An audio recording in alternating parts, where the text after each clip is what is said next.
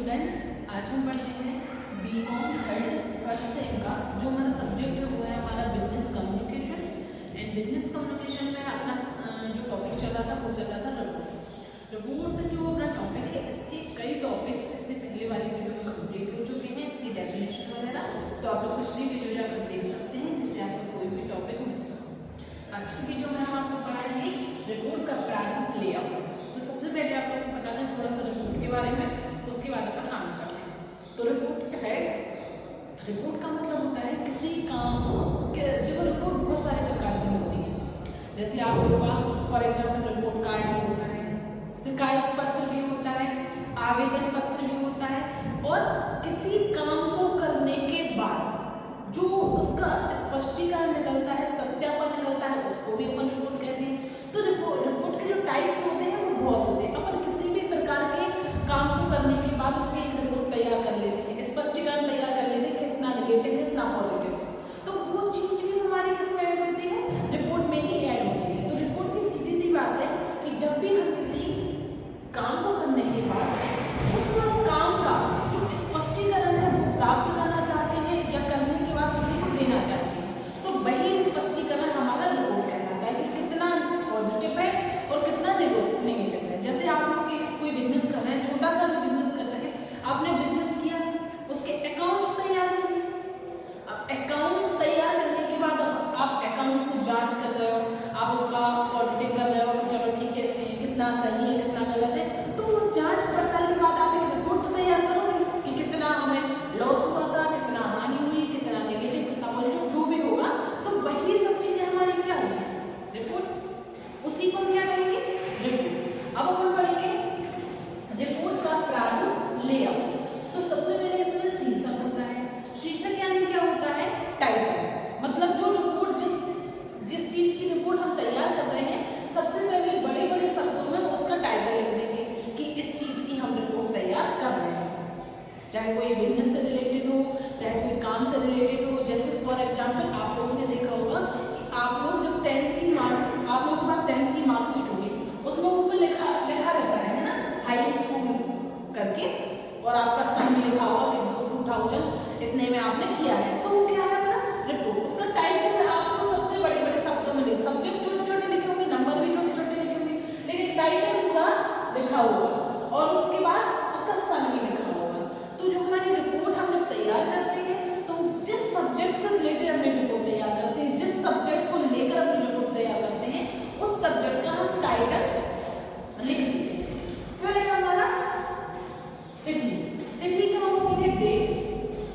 मतलब हम जब अपनी रिपोर्ट तैयार कर रहे होते हैं, जैसे हम आज के डेट में अपनी रिपोर्ट तैयार कर रहे हैं, तो आज की ही डेट उसमें शो करेंगे कि भाई हम आज की डेट की मतलब हमने आज रिपोर्ट तैयार की।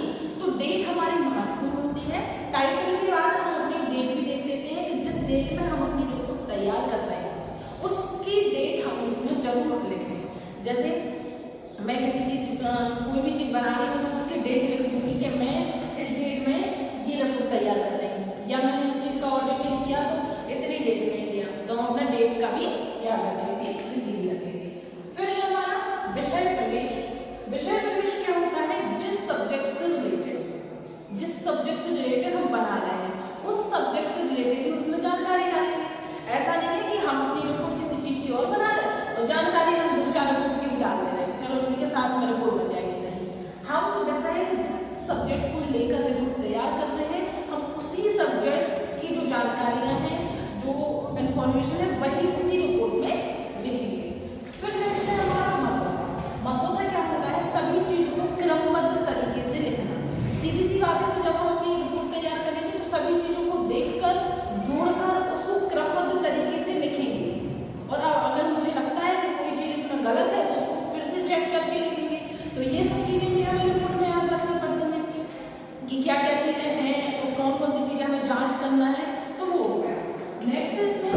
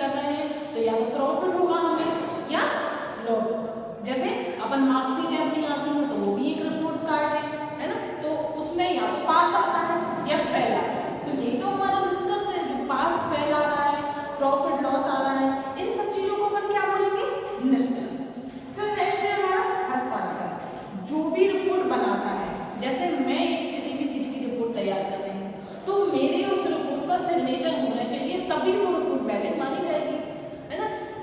जैसे हम एक किसी भी प्रकार का कुछ कर रहे हैं या रिपोर्ट तैयार कर रहे हैं, तो वो कैसे पता चलेगी कि रिपोर्ट सही है कि गलत है, और कैसे पता चलेगी किसने बनाया। तो इसके लिए एक हस्ताक्षर बहुत महत्वपूर्ण होता है कि ये मैंने रिपोर्ट बनाई, और रिपोर्ट बनाने के बाद ये सब चीजें लिख दी, हमें जानकारी लिख दी और नीचे हमने अपने सिग्नेचर कर दिया। इसका मतलब है कि रिपोर्ट सही है और मैंने एक बार जांच भी ली है। फिर इसके बाद आता है हमारा अनुक्रमाण काय। अनुक्रमाण काय का मतलब होता है जो दस्तावेज जिसको देखकर रिपोर्ट तैयार की गई है उसको भी हम एक क्रम से रख लेंगे।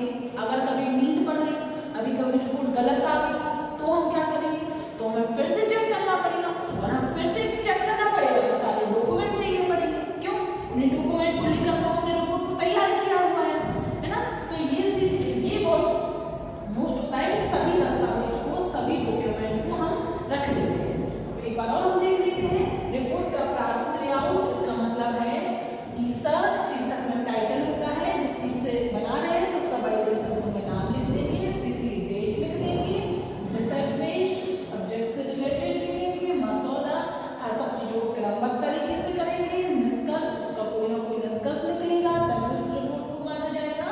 हस्ताक्षर जो रिपोर्ट बनाता है उसको एक बार सिग्नेचर करता है।